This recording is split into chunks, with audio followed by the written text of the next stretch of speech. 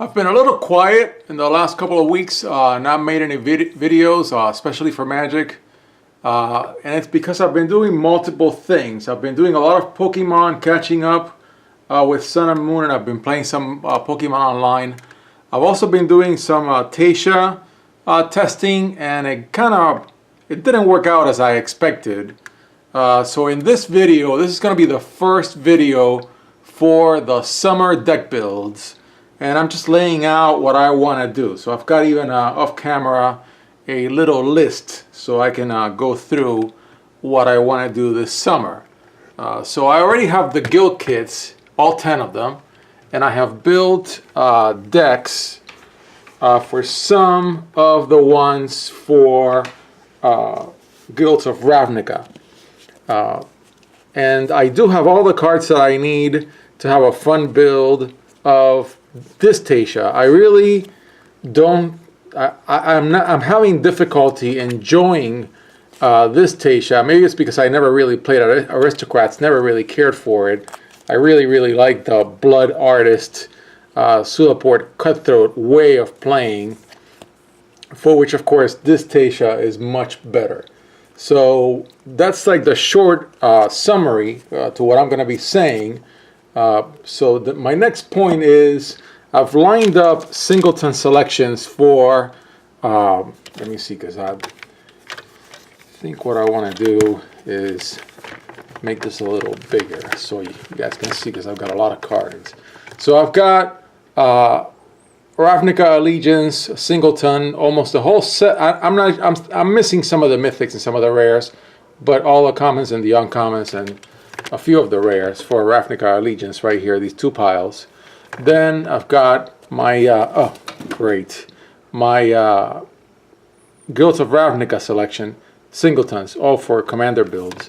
And then I want to do the guild kit builds. I may not do Azorius, but I definitely want to do the other four, beginning with Tasha, this Tasha, of course.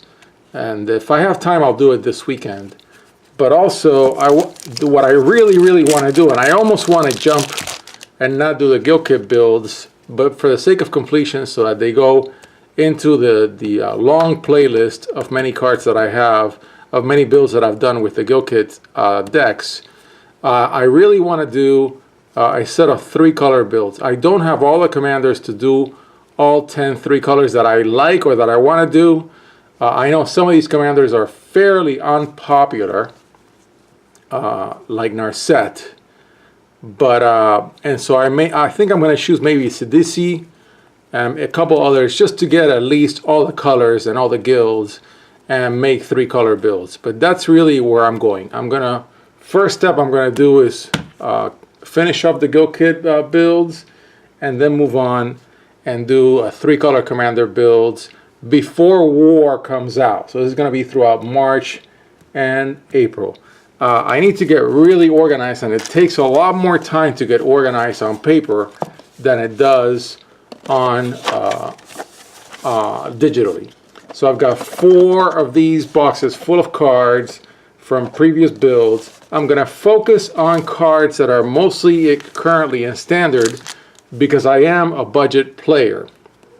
But at some point, I do plan to get on with the business of acquiring a few staples for Commander. I'm really hoping that Commander in 2019, this year, has better reprints than we got last year. Okay, so let me see if I'm missing any of the other points that I wanted to make. The main point that I wanted to make is I'm playing a really long game, so it's going to take me years to get to my Ravnica cube that I really want to do. Don't have a lot of Ravnica 1, and I'm debating whether I'm going to get more. I may just call it quits and use all the Ravnica 1 and the guild kits and the small number of Ravnica 1 cards that I have. And then I'll finish off with my expectations for War. I am hoping, I'm really hoping, I'm not calling it, I'm hoping that War has replacement commanders in all 3 colors that will revitalize Commander and will help people make 3-color builds with all the Ravnica Guild cards that we've gotten in these last 2 sets, War itself, and the previous 6 sets. I'm really hoping for that. So the builds that I want to make after I do a couple of Guild Kit builds are all 3-color builds, and I'm forecasting or hoping that War has a really good selection of 3-color commanders, be they planeswalkers that can be used as commanders or not. I don't really care. I'm totally on the fence with this whole discussion in Commander about how should we allow planeswalkers to be. Should we allow them to be commanders or not? I don't really care. I just want to make fun builds and play fun games. Unfortunately, it's all online for me, and so the paper cards are more like a collector's item. And I'll be doing a lot of Magic Online constructed testing. I started playing real people again because a kind person on Reddit alerted me that I could turn off the chat on MTGO, and now that I did, it's a lot better because I don't have to be called a noob all the time by 10-year-olds or people with the maturity of 10-year-olds. And so I think that's it. So I hope you're patient with my pace at which I upload videos this summer. It's going to be a slow go for Magic for many reasons. One of them, of course, is I'm really going to do a ton of Pokemon Online. I already got it started, and a ton of Sun and Moon. But I also take my time. It took me many years from Return to Ravnica Block to the selection that I have right now for Return to Ravnica Block. I think it's going to take me years also to do the same with what I call Ravnica 3. Anyways, that's what I have for you all. Have a good one.